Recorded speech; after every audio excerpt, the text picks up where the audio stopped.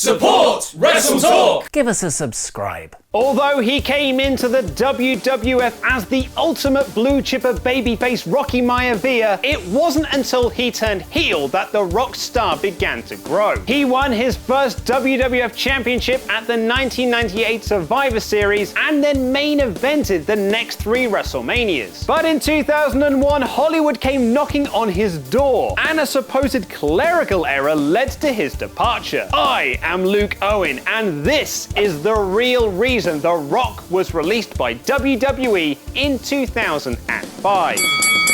To tell this story correctly, we have to go back to the night after WrestleMania X7, where Rocky failed to recapture the WWF Championship he lost to Steve Austin. In storyline, The Rock was suspended indefinitely, but he was actually taking time off to film his part in Hollywood blockbuster The Mummy Returns, which resulted in the PS2-level CGI graphic Scorpion with his face on it. The movie was a big success, earning $433 million worldwide, and Warner Brothers liked Rock so much that they even planned a spin-off movie based on the Scorpion King character. Although The Rock returned to the WWF a few months later, he was gone again in the summer of 2002 to make more movies. He came back in 2003, but left again after WrestleMania 19 to focus on his film career. While he was cast in movies like Be Cool, the video game adaptation Doom, and Southland Tales, he sporadically returned to the WWE in 2003 and 2004, reuniting the Rock and Sock connection against Evolution at WrestleMania 20. And there was even talk of him working with Rey Mysterio at WrestleMania 21 the following year. But then something strange happened.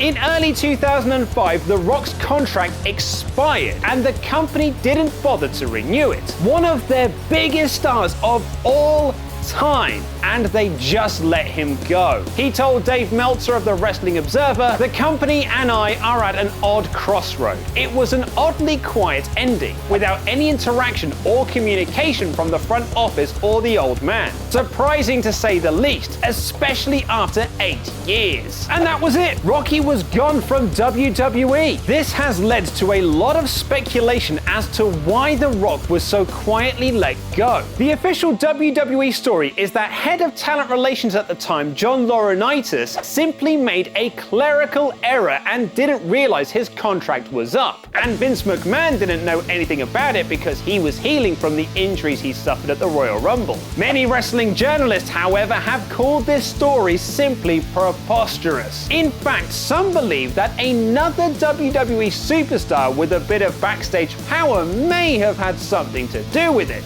I'm not one to speculate, but I think there might be a certain wrestler who is also doing movies that doesn't like Mr. Rock, especially since Rock's movies are generally well regarded by critics while this person's are not.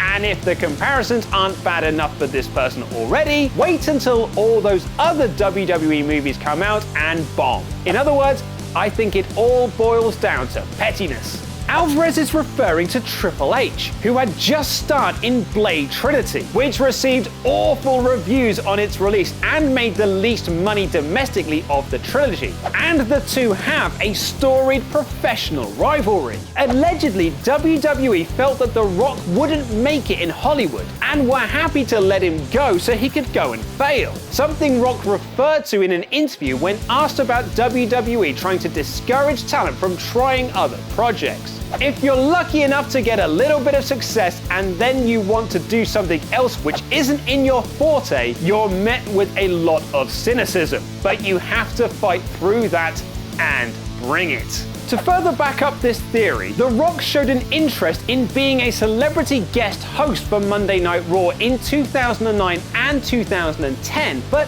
WWE never asked him to do it.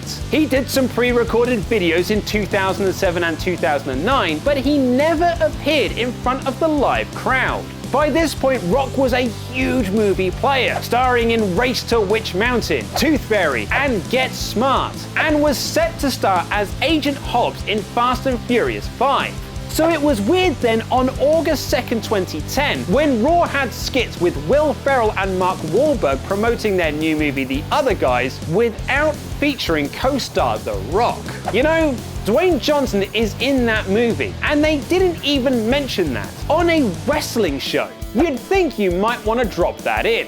Rocky finally made his return to WWE on February 14th, 2011, and began a feud with John Cena, a company man through and through, who also had a lot of choice words about the Great One during his hiatus from WWE. Our fan base have so much admiration for him. He's got to respect that. He doesn't give anything back. So explain to me why he can't come back for our 15th anniversary show, or why he can't make an appearance at WrestleMania. I just wish he'd show up, say hi and leave, do the eyebrow once and get out of town. Read into that what you will. Do you think WWE botched Bayley's call up to the main roster? And why not check out the latest episode of the Wrestle Ramble and download the podcast? Click these videos to the left to find out more. Press subscribe and support WrestleTalk on Patreon. I have been Luke Owen, and that was Reasons.